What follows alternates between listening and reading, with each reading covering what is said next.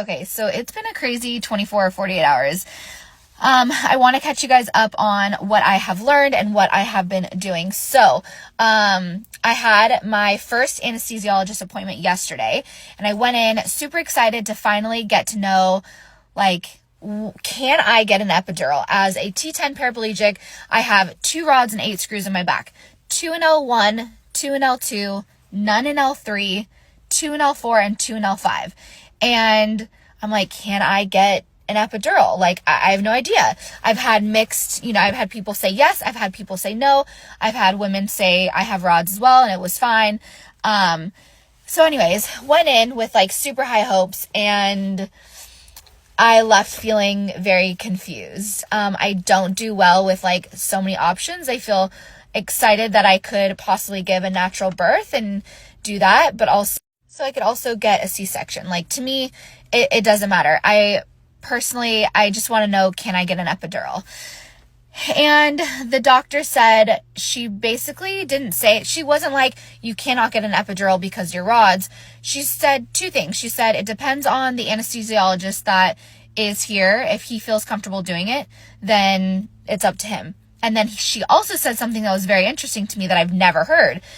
She said, we don't know for sure if the epidural will work on you because you already have severe nerve damage to your spinal cord and to your body, that we don't know if it will actually work. And I was like, what do you mean?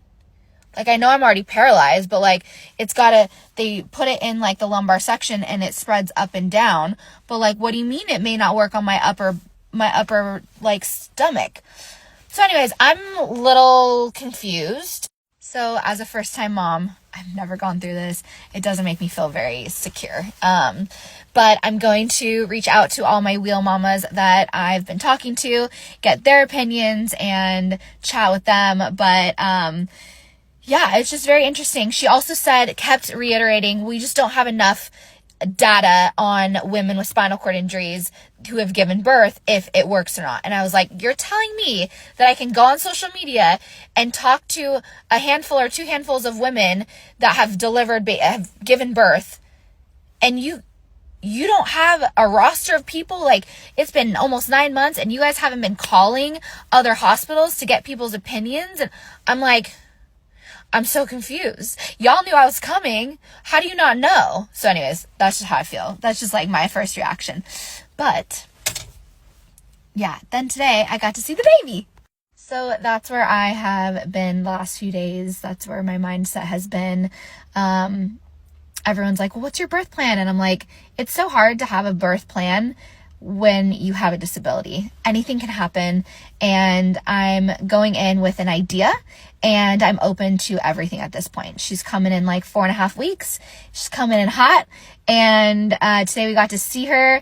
Unfortunately, Jay wasn't there. I'm really bummed, but I got to listen to her heart for like an hour. Her heart dropped for a second, and it was probably because she hit the monitor thing, but then they had me stay longer just to make sure, but they were like, she's fine, everything's good. Baby girl is so happy and healthy, and she's beautiful, and I'll show you guys some video I took, but just feeling on cloud 9, and I feel great. Everyone's like, how are you? And I'm like, I feel really good, and I'm just slowing down.